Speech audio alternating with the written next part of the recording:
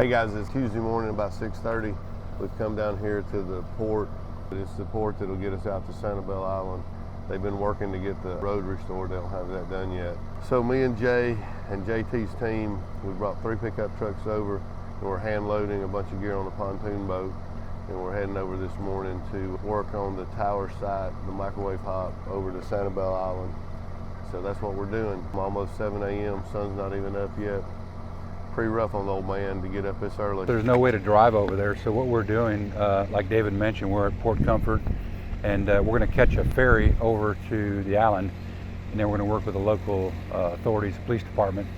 Our goal today is to go to the radio tower that's on Sanibel Island and assess the damage, and hopefully bring the link from Sanibel Island to the reverse osmosis plant back online. It was pretty nice of the local tour company. Here we found out these guys normally do island tours and stuff, and the company started shuttling folks back and forth, having to shuttle everything on barges and boats. It adds a lot of complexity and time. But anyway, we're going to check it out and see what we got. We've made it to the transmitter site on Sanibel, so what we're now doing is assessing the damages, noting the generator's not running, it does have fuel, testing the transmission lines going up the tower, identifying them. We don't have power, so we're trying to get a generator going, then we can go from there. One of the things we do when we get on site is we sweep the lines. It's basically a check to see if there's any damage or kinks, and the team discovered at 21 feet that the line was damaged, and not sure what the damage is. We won't find that out till we remove it, but we need to replace the line. This generator was shut down when we got here. The batteries were dead. We were able to get the battery charged enough to get it started. We got the generator started. And, there's been a lot of insulation. Something that happens during a storm is like different homes and houses come apart, and like a bunch of insulation for somebody's personal house came. The generator was running and ingested all that insulation, and now the insulation went into the fan to stop the fan up, which that's boiled the water out. So now we know why it's low of water, and so we're going to clean the radiator off and try to get it cleaned out. But we do have another generator, one of our generators, en route, has to be put on a barge, so that's quite a process. A lot of insulation leaks in there, so try to just tidy up while they're charging the batteries. Right now I removed the connector off of this waveguide line, and what they do is this line comes through here and it sticks out about a little less than 1/4 of an inch, and you'll flare it and it'll sit perfectly around here. Now I've already removed this flare because I'm removing this connector.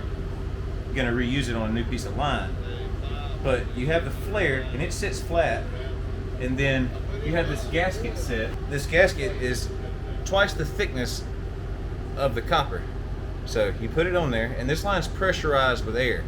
We have a dehydrator that has some stuff in it called dryerite, and it recirculates the air. It vacuums it out the line, runs it through the dryerite, and pumps it back in there to keep condensation from forming and building on the inside, causing the copper to tarnish and not have as good a conductive properties as what it's spec for. We'll remove this one and reinstall it on the new line. It goes back to that using what you have and making what you got work.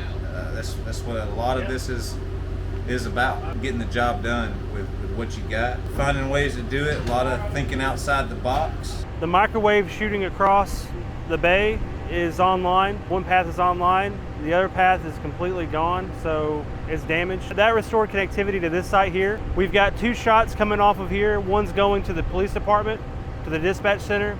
The other one's going north. The shot to the police department, that police department tower is destroyed, completely on the ground. So we're gonna pull the dish off of the link to it and move it to the other one that was wide open, just sitting there, just spewing out, no dish at all. And we're gonna restore the link on the north side of the island and bring that site online as well. Our main dish up there, just below all 3 sectors, it seems to be fine. Right. Visually, the coax looks good. Luckily, our lines were on the inside of the tower, so it's less chance that they sustain damage from flying debris. Right.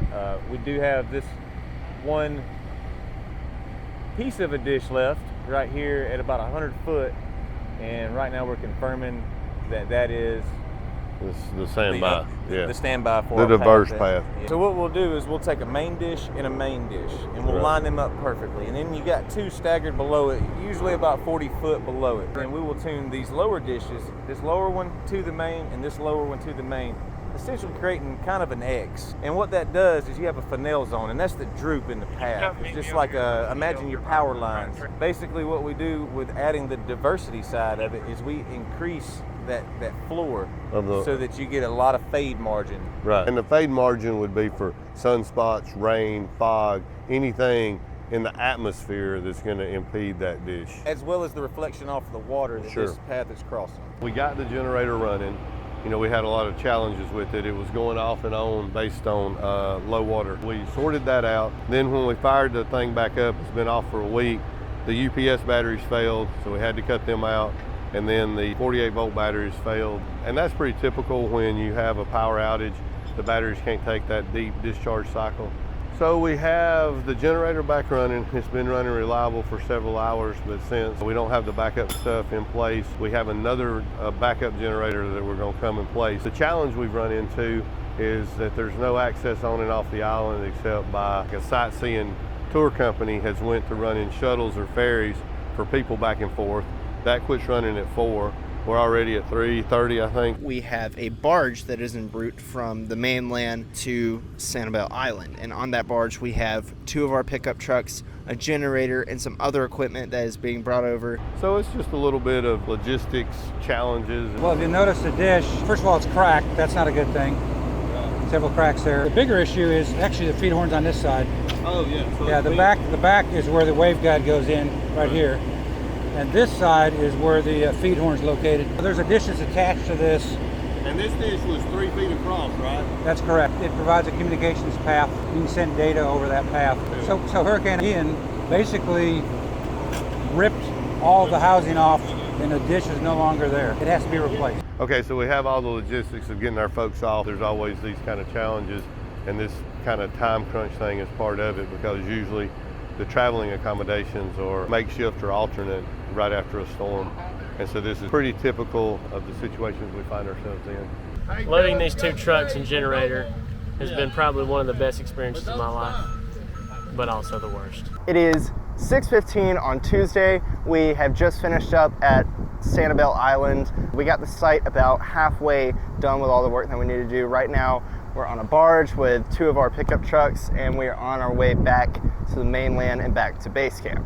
So, pretty successful day. We accomplished a lot, and we got some more equipment over to the island now that we kind of know what all we need to get the site back up and running. So yeah, that's kind of what we did today.